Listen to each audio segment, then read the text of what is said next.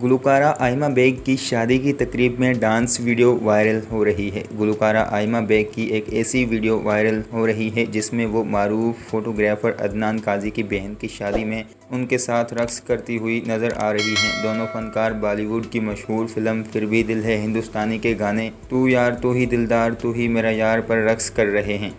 वाज़ेह रहे कि आइमा बेग अपनी गायकी के लिए तो मशहूर ही हैं और मुतअद्दिद फिल्मों में वो अपनी आवाज़ का जादू जगा चुकी हैं।